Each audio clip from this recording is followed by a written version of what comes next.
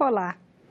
A vida do brasileiro que precisa resolver pendências em um órgão público deve ficar mais fácil. O Senado aprovou um projeto de lei para acabar com alguns tipos de burocracias administrativas. A proposta aguarda sanção presidencial. A burocracia para solicitar documentos é cansativa. Afinal, nem todo mundo anda com comprovantes com firma reconhecida, autenticados. E aí, na hora de se inscrever no vestibular, se candidatar para um concurso público ou outro processo administrativo, é preciso uma verdadeira maratona para juntar toda a documentação. Um indicador de muito atraso, não é? O Brasil está posicionado muito atrás de outros países por conta de inúmeras burocracias. O reconhecimento de firma, a autenticação, são coisas que já deveriam ser abolidas.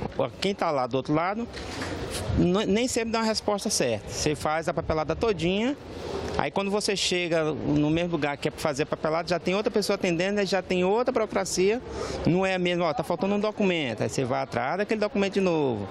Sempre quando você está com o documento tudo na mão, sempre tem outro papel que falta. É um costume já que tem de ficar pedindo documentos em excesso, documentos que nem precisa, né, às vezes. Não tem necessidade ou documentos que... pede por costume, informação que pede por costume. Mas um projeto de lei aprovado no Senado traz alterações que podem reduzir a burocracia e melhorar a vida do brasileiro. O texto define que as instituições públicas não poderão mais exigir título de eleitor, reconhecimento de firma do cidadão, autenticação de cópias de documento, certidão de nascimento, autorização com firma reconhecida para viagem de filho menor de idade, se os pais estiverem presentes no embarque. Na realidade, o que se visa, além da desburocratização, é também não só facilitar a vida do cidadão, mas impedir que ele, ou ajudar com que ele não gaste mais, tirando fotocópia autenticada, se simplesmente o servidor pode, com o documento original, reconhecer a assinatura desse mesmo cidadão. Uma das justificativas do projeto de lei é que o custo dessas exigências é, em algumas vezes, maior que os gastos com fraudes. Quando o custo, na verdade, que se tem eventualmente pela obtenção ou pela realização de uma autenticação ou por uma certificação de fé pública, né, aposta por um servidor, eventualmente for menor do que o risco de esse documento ser fraudado, o órgão público ele pode atestar a autenticidade desse documento. Se estabelece uma coisa que é, na verdade, um preceito primaz. Existe a necessidade de você definir que as pessoas agem de boa fé. A proposta ainda determina que órgãos públicos não vão poder exigir a apresentação de documentos expedidos pela mesma instituição. A exceção é para a comprovação de antecedentes criminais e informações sobre pessoa jurídica. A lei ela busca dar concretude a uma premissa de compartilhamento de informações dentro de um poder, né, do mesmo poder. Hoje é dia da nossa coluna internacional com o jornalista Marcos Magalhães. E o tema é a Coreia, não é, Marcos? Pois é. Olá, Eni. Olá, você. Vamos falar hoje do processo de paz entre as Coreias. 4 dias antes do encontro de cúpula desta semana entre os líderes das duas Coreias, o novo embaixador da Coreia do Sul no Brasil, Chan Ko-win, recorreu à geografia para explicar a importância do processo de paz. Em encontro com jornalistas, ele disse que seu país vai deixar de ser uma ilha quando avançarem as negociações com o vizinho do norte. A partir do sul da península, ele explicou, poderiam partir trens para todo o resto da Ásia. Kim Jong-un, líder da Coreia do Norte, e Moon Jae-in, presidente da Coreia do Sul, assinaram um documento em que se comprometem a reabrir as rodovias e ferrovias entre os países, até o final deste ano. O embaixador ia ficar feliz com isso, né? E também concordaram em suspender movimentos militares perto da fronteira. Kim Jong-un prometeu autorizar a entrada de fiscais internacionais para acompanhar a destruição de um local de lançamento de mísseis e de uma instalação nuclear. O problema ainda está nos detalhes. Ainda existe muita desconfiança em relação à Coreia do Norte, né? Pois é, existe bastante, sim. Analistas ocidentais já disseram que essas instalações que vão ser destruídas não são mais importantes para a Coreia do Norte. Ou seja, seria apenas um jogo de cena para atrair uma simpatia internacional. A iniciativa agora está com o governo americano. Washington só pretende dar novos passos depois que a Coreia do Norte mostrar que destruiu boa parte de seu arsenal nuclear. Certo, Marcos. Muito obrigado pelas suas informações e até semana que vem. Até semana que vem. Muito obrigado. A Constituição Federal está fazendo 30 anos, mas muitos de seus dispositivos ainda precisam de regulamentação. Um deles é a greve no serviço público. O direito de greve do servidor público está entre os 119 dispositivos constitucionais que ainda não foram regulamentados. Nesses 30 anos de vigência da Constituição, vários projetos foram apresentados. O primeiro, já no ano seguinte à promulgação, em 1989. Atualmente, 12 propostas tramitam no Congresso, 6 na Câmara dos Deputados e 6 no Senado. Mas nenhum desses projetos avançou. Tem muitos projetos, mas tem uma resistência muito grande. Na verdade, a gente vive um contexto contra a greve, tá? Então, quando se quer regulamentar a greve, geralmente se quer cercear o direito e não reconhecer esse direito para estabelecer os limites.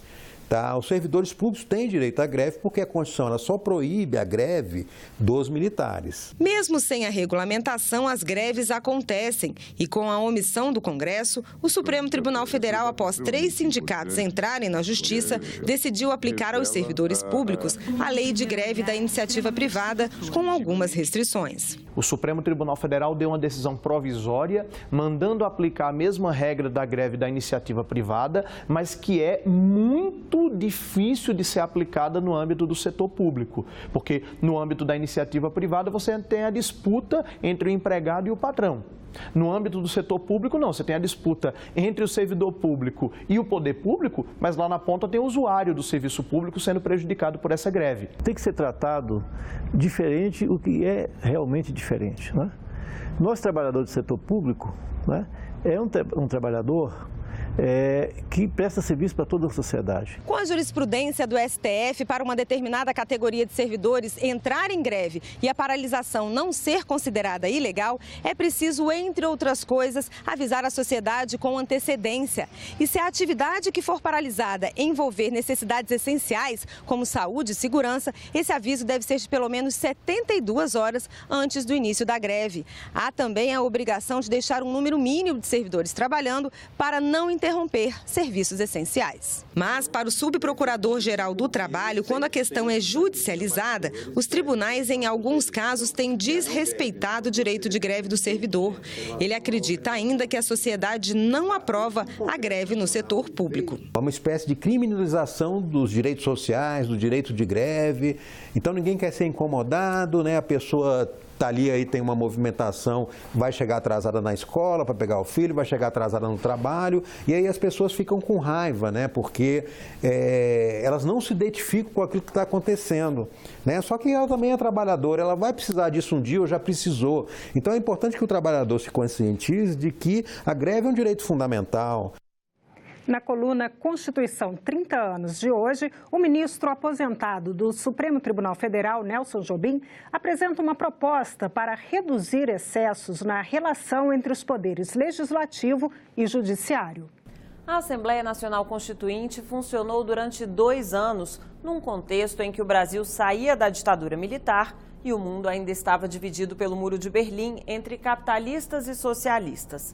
Esse contexto, na visão do constituinte ministro aposentado do Supremo, Nelson Jobim, teve como resultado uma Constituição extensa, com um desenho econômico semelhante ao da era Vargas. Jobim defende que a Constituição mantenha a parte de direitos fundamentais e a regra de funcionamento dos poderes. O restante dos temas teria apenas princípios gerais e seria regulado por leis ordinárias, por exemplo, o sistema tributário e a Previdência.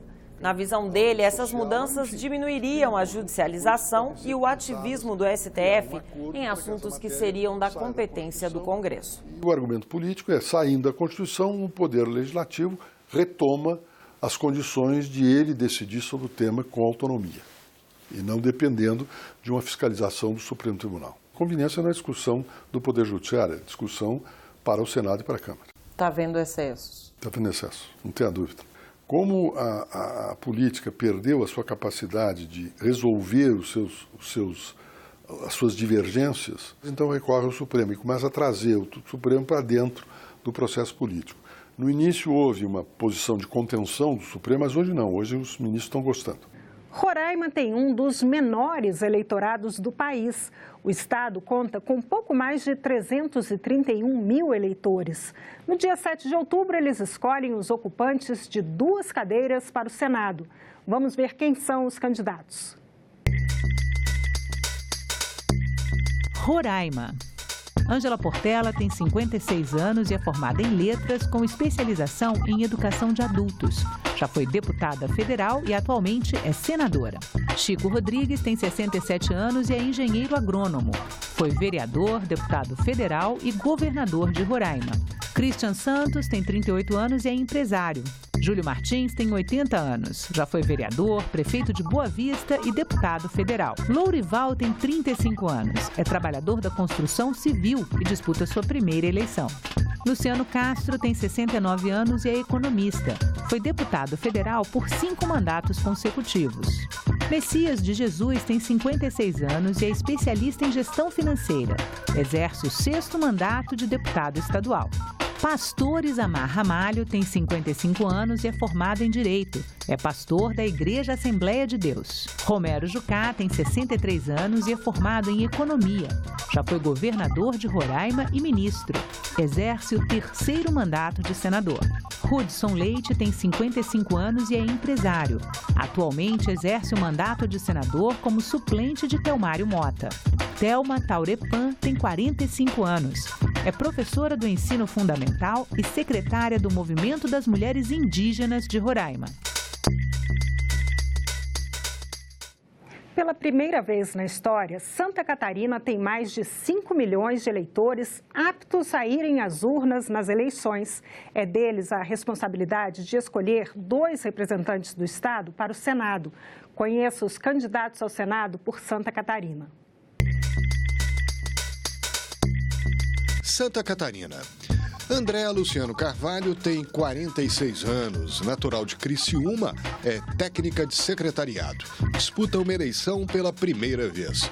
Diego Mezzogiorno tem 35 anos e tem formação em administração hoteleira. É consultor internacional e conselheiro da Câmara de Comércio Itália-Brasil. Esperidião Almin tem 70 anos e é formado em administração. Foi prefeito de Florianópolis, governador e senador. Atualmente é deputado federal. Ideli Salvati tem 66 anos e é formada em física. Já foi deputada estadual, ministra e senadora. Jorginho Melo tem 62 anos e é formado em Direito. Já foi vereador e deputado estadual por 3 mandatos. Atualmente é deputado federal. Lédio Rosa tem 59 anos, é formado em Direito e tem doutorado em Psicologia. Foi desembargador do Tribunal de Justiça de Santa Catarina. Lucas Esmeraldino tem 35 anos e é formado em Odontologia. É vereador da cidade de Tubarão, exercendo o 2º mandato. Miriam Prochnow tem 54 anos, é pedagoga com especialização em ecologia. Foi fundadora da Associação de Preservação do Meio Ambiente e da Vida. Paulo Bauer tem 61 anos, é formado em Ciências Contábeis e Administração. Foi deputado estadual e deputado federal. Atualmente é senador. Professor Antônio tem 54 anos, tem formação em Matemática e Biologia. Foi vereador na cidade de Maravilha. Professor Pedro Cabral tem 58 anos e é graduado em Educação Artística. É professor há 32 anos. Raimundo Colombo tem 63 anos, foi prefeito de Lages, deputado estadual, deputado federal, senador e governador de Santa Catarina. Ricardo Lauter tem 37 anos e é formado em Educação Física. É professor da Rede Pública Estadual desde 2004. Roberto Salum tem 61 anos e é policial civil. Já foi deputado estadual. O termo presidencialismo de coalizão foi criado pelo cientista político Sérgio Abranches em 1988 para analisar a estrutura e o funcionamento do regime político brasileiro. Para falar sobre esse sistema em que o presidente precisa do apoio da maioria do parlamento para governar, a jornalista Tânia Horman conversa com o cientista político da Universidade de Brasília, Adrian Albala. Adrian, queria agradecer sua presença aqui nos nossos estúdios e aproveitar a sua visão de cientista político, começar pedindo para você uma avaliação do que acontece no Brasil. O nosso tema sendo governos de coalizão, esse é um tema que divide opiniões aqui no Brasil, né? Que suscita reflexão, discussão. As pessoas se dividem quando o tema é esse. E você, como cientista político, que avaliação faz do quadro brasileiro? Obrigado, Tânia, pelo convite. Veja, esse conceito de presidencialismo coalizão e a realidade atual é uma coisa, um tema de estudo que tem mais de 30 anos sendo feito, mais de 30 anos sendo debatido com prós e contras, e 30 anos que escutamos mais ou menos que argumentos opostos o tempo todo. E, na verdade, uma coisa que tem sido ressaltado, mas não com muita evidência, é que uma coisa que sim que é relevante de ver é que os governos de coalizão no Brasil, mas em geral, são bastante estáveis. Se você vê como funcionam os principais governos de coalizão que tivemos aqui, deixando de lado o último governo de Dilma, são governos que se mantiveram sem grandes transtornos, sem grandes problemas, com uma base parlamentar mais ou menos fluida, ou mais ou menos estável, mas que não tiveram grandes transtornos nos últimos 30 anos. Claro, deixando de lado o caso de Dilma, como falei. E uma coisa que é interessante de ver aqui, que nesse caso o Brasil não é diferente dos outros países. Uma coisa que aqui no Brasil, quando a gente conversa com colegas, ou inclusive com analistas políticos ou jornalistas, muitas vezes eles esquecem que essa coisa de presidencialismo coalizão é uma coisa que existe só aqui. Uma coisa que existe em outros países. O Uruguai teve uma grande história, Chile faz 90 anos que não tem governo monocolor, ou seja, que só tiveram governo de coalizão, e nesses países é a mesma coisa, os governos são bastante estáveis. Um dos aspectos que torna isso é a necessidade de conversar o tempo todo com suas bases e achar uma maioria. Mas é representativo e, sobretudo, é bastante interessante analisar essa dimensão que tem sido esquecida, de certa forma, porque o trauma da Dilma, porque o trauma do Collor, mesmo que o caso do Collor não fosse um verdadeiro governo de coalizão, faz de que as pessoas sempre tendem a ver o lado ruim da história, né? Sempre tendem a ver que essa coisa terminou mal, foi difícil e tudo isso. Mas em termos concreto, na prática, esses governos são bastante estáveis e bastante contínuos, né? Uma coisa também que temos aqui no Brasil, que não temos tanto nos outros países, são também a continuidade dos mesmos partidos, né? Uhum. Mas a principal característica que eu diria é realmente essa estabilidade dos governos, coisa que não é tão comum lá fora, entende? Particularmente entre os sistemas, como o sistema parlamentar ou semipresidencialista, em que observamos uma maior grau de instabilidade ou de quebra ou mudança de governos. Aqui não acontece tanto.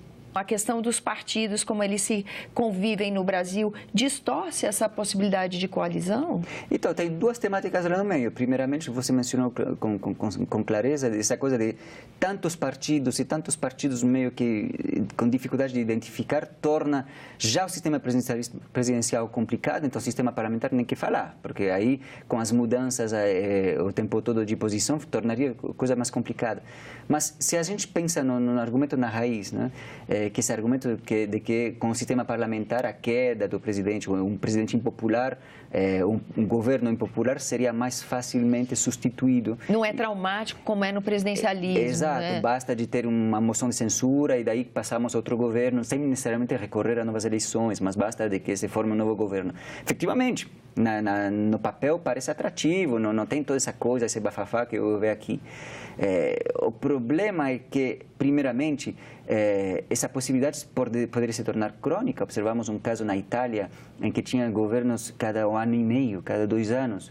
Se você pensar em um rumo na política pública que demora geralmente 6 meses, 1 ano, 2 anos para serem formado e implementado, não teria tempo nenhum para poder fazer quase que nada. O que aconteceu justamente nos anos Prodi e Berlusconi 1. Mas, sobretudo, a segunda coisa mais relevante ainda, é que esse argumento ele só vê o fim da história. Ele vê o final do governo, de que está ruim o governo, temos que trocar o governo. Um desfecho quando dá errado, né? Exatamente, quando dá errado. Quando dá errado, que dá errado. Fácil. E nem sempre dá errado, né? Mas ele esquece o início da história, né? Toda a história de amor tem, antes do divórcio, tem o casamento, tá certo? E antes do casamento, inclusive, tem o namoro, certo? E, em realidade, quando você pensa nesses governos de coalizão, em sistema parlamentar em particular, mas até aplica em sistemas semipresidenciais, é que esse namoro, para chamá-lo assim, ou esse casamento, muitas vezes ele não se identifica. É como se dizer, você não sabe com quem vai casar, mas vai durar. E se não dura, não vai doer, tá?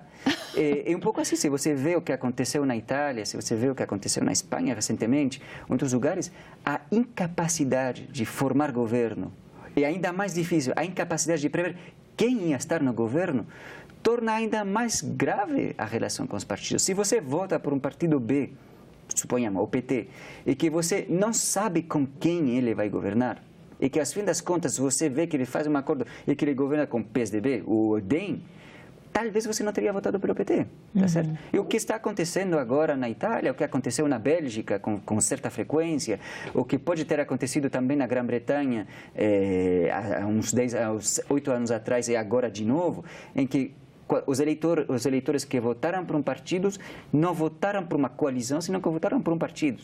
E muitas vezes o governo que se formou, por falta de maioria, outras coisas, tornaram sócios que teoricamente não deveriam estar juntos, que nem aqui DEM e PT teoricamente não iriam juntos. Um elemento que torna mais difícil as barganhas e os acordos são, primeiramente, o número atomizado de partidos, particularmente nos últimos anos. Se a gente pensa lá atrás, o governo Fernando Henrique e primeiro o governo Lula, não tinha tantos partidos. Tinha uns 10 partidos por toda a Câmara, ou 12. Agora estamos com 29, 30 partidos na Câmara e com potenciais outros 30, se não me engano. Ou seja, que temos um potencial de talvez 60 partidos na Câmara. Nem a Índia, com 1 bilhão de habitantes, tem tantos partidos, né? E isso dificulta vários elementos. Dificulta a visibilidade dos governos, dificulta o trabalho do governo e dificulta também o interesse dos distintos jogadores no meio, né? Quanto mais envolvidos no meio, involucrados, mais difícil satisfazer todo mundo. O que seria bom o eleitor levar em consideração na hora de votar, tendo em mente de que essa relação entre esses dois poderes depende da composição do Congresso, né? Então, tem duas coisas que se pensar e uma análise complementar, né? Primeiramente, efetivamente, seria de se esperar que se o eleitor fosse o mais racional possível, ele votasse para presidente e para senador ou deputado o mesmo partido ou a mesma coligação. É de se esperar que isso aconteça. De fato, se a gente vê nas eleições passadas, tem certa correlação àquilo. O que acontece, no entanto, nesta eleição é justamente uma coisa que quase que inédito nas últimas eleições, é que a maioria dos candidatos, e particularmente os candidatos com maior intenção de votos, que seriam o Bolsonaro atualmente, o Ciro Gomes, a Marina Silva e o Fernando Haddad, todos esses candidatos, eles não têm coligações fortes ou grandes. Tradicionalmente, se a gente olhava para trás, os grandes polos tinham coligações sólidas e consistentes. Né? Agora, o único realmente que arrecadou uma coligação forte, até super numerosa, é o Alckmin. Então, é de se esperar que, talvez, por primeira vez desde a volta à democracia, tenha uma atomização completa do voto para presidente e da Câmara, do Congresso. Né? Já o senador é um pouco diferente, porque o voto para senador é um voto mais maioritário, portanto, é mais fácil identificar quem é quem. Enquanto, no caso da Câmara, como são grandes coligações, um voto atomizado através dos votos de lista aberta, ou seja, sistema proporcional de lista aberta, é de se esperar uma certa incógnita de como vai ser a Câmara. E, de fato, se você vê todas essas análises da Datafolha, Ibope, tudo isso, eles não nos mencionam quem são os candidatos em cabeça, basicamente nos dizem que quem poderia estar no segundo turno e até agora que todo mundo ganha contra Bolsonaro, mas ninguém nos diz como vai ser essa Câmara, quem vão ser os integrantes dessa Câmara. Aí está muito na mão do eleitor, né? Exatamente. Está muito na mão do eleitor. E é pouco provável, suponhamos, façamos uma extrapolação, é pouco provável que mesmo que Ciro Gomes, que seria agora quem chegaria a ser segundo, que ele consegue eleger consigo mesmo uma base aliada própria muito sólida. Então, de todas as formas, ele terá provavelmente que abrir o jogo, seja no segundo turno, seja depois da eleição, uma coisa que é relativamente inédita desde há 20 anos no Brasil. As consequências a gente vai ver daqui a pouco. Eu queria agradecer a sua presença aqui nos nossos estúdios. Muito obrigado, Tânia. Obrigada a você. E nós ficamos por aqui. Você pode rever as reportagens desta edição na nossa página na internet, senado.leg.br/TV. Muito obrigada pela companhia. Continue sintonizado aqui na TV Senado.